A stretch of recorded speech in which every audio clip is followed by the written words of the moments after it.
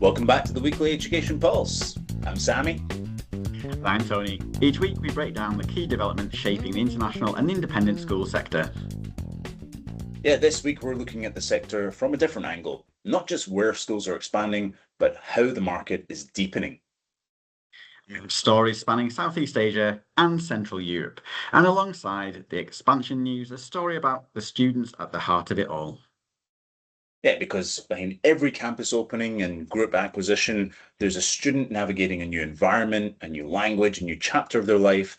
That human dimension is easy to lose sight of. So this week, we're keeping it in view.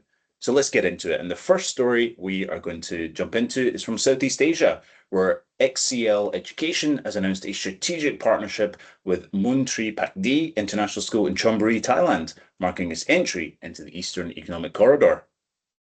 The Eastern Economic Corridor is one of Southeast Asia's fastest growing industrial and commercial zones in the Chonburi Rayong region near Pattaya. It has attracted significant foreign direct investment, and with that comes growing international workforce with families who need quality education.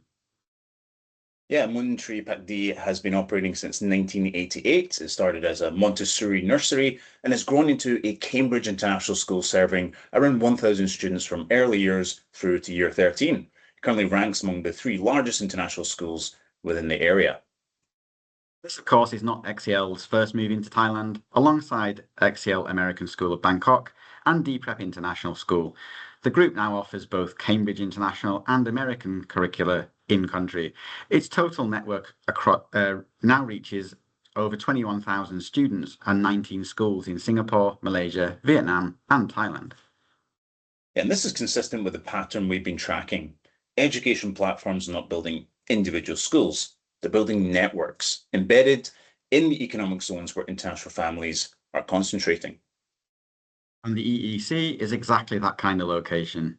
It is an industrial and logistics hub, not a lifestyle destination, but where manufacturing, tech, and infrastructure investment flows, skilled international workers follow, and those workers need schools for their children.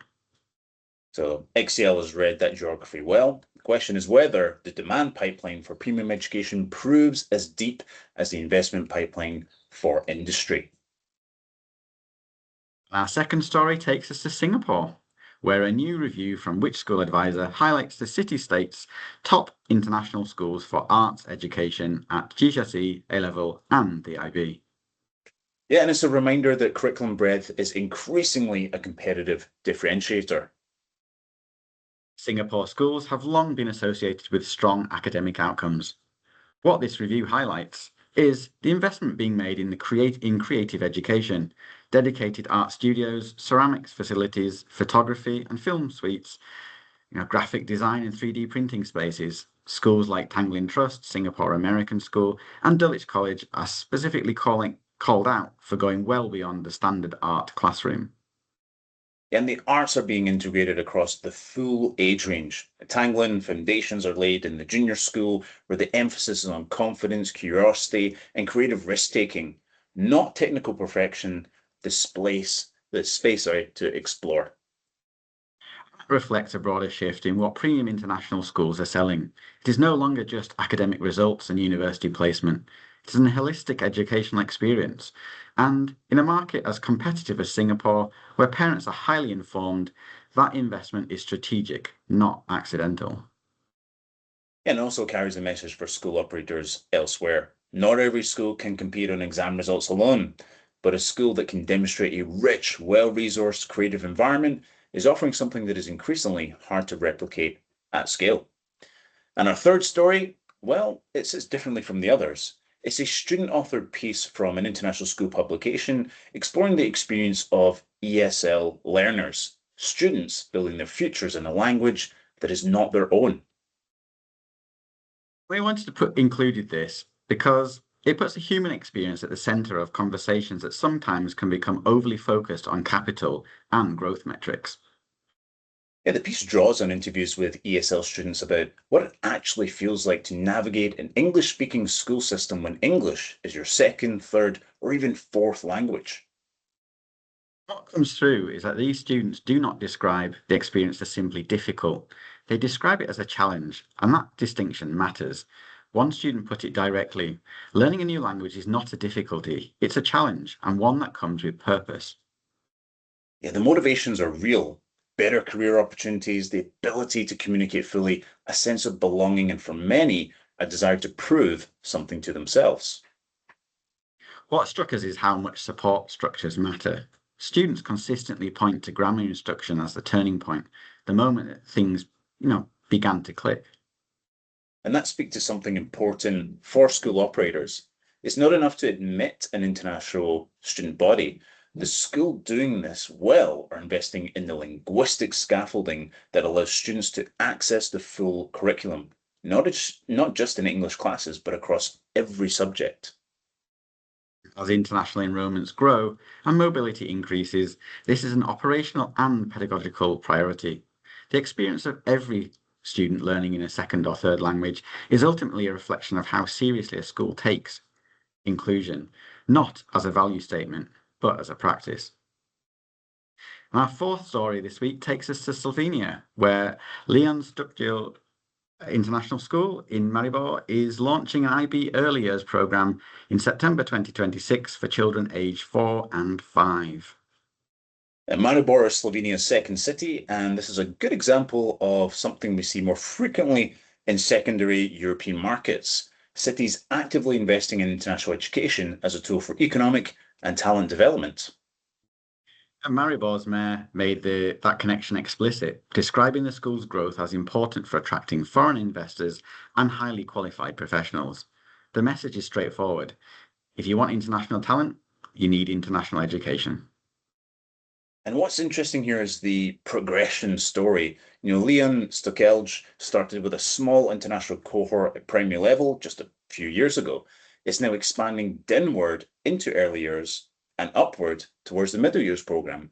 So that is the classic IB continuum strategy, and it builds genuine stickiness with families. When a school can offer continuity from early years through secondary, it becomes a long-term relationship for a family, not a temporary placement. And for a city positioning itself as a destination for international business, that continuity is part of the offer. Yeah, the active support of local government here is also worth noting. In many markets, we track the relationship between international schools and local authorities, and it can be transactional at best. But in Maribor, it appears genuinely collaborative. As more mid-sized European cities compete for talent, that model is one to watch.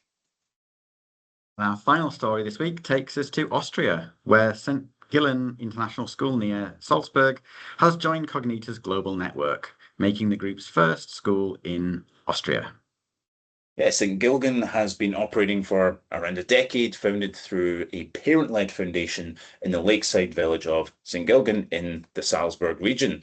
It educates over 230 students from more than 35 nationality, follows the IB curriculum, and offers boarding for approximately half of its pupils. For Cognita, this extends its presence into a new European market, adding to a network that now spans 21 countries and around 90 schools. For St. Gilgen, it brings access to the operational infrastructure and global connectivity that a small independent school would find difficult to do alone. Yeah, and the transition is, well, from what we see, has been managed carefully. The original foundation remains a minority shareholder committed to safeguarding the school's values and identity. And that is the model we're increasingly seeing. Not a full takeover, but a partnership designed to preserve what works while adding scale. And for a school of 230 students in a lakeside Austrian village, the ability to connect 35 nationalities into a global network is a meaningful proposition. And for Cognita, Australia was a quality market, strong economy, proximity to major European cities, and high educational standards. It's not the fastest growing market in the world, but it's a stable premium one. Which tells us something about how sophisticated operators are thinking about expansion, not just growth for growth's sake, strategic presence in markets that reinforce quality positioning of the overall network. And with that, it brings us to the end of this week's episode. What connects 5 stories is the sense that the sector is expanding in every dimension simultaneously. Geographically, new markets, new cities, new countries. Age range, early years programs extending international education to more younger learners than ever. Curriculum depth, where schools are investing in the arts, language support, and holistic provision that goes beyond just exam outcomes. And also structurally, the models through which schools are owned and expanded are becoming more considered and more varied. At the centre of it all, there are the students. Students navigating new languages and new environments. Students discovering what they are capable of when they're given the right support. And that is worth keeping in view as the sector continues to grow. If there's a development in your region that we should be covering, please do get in touch. We're back next week with another global update. So then, we'll see you next time.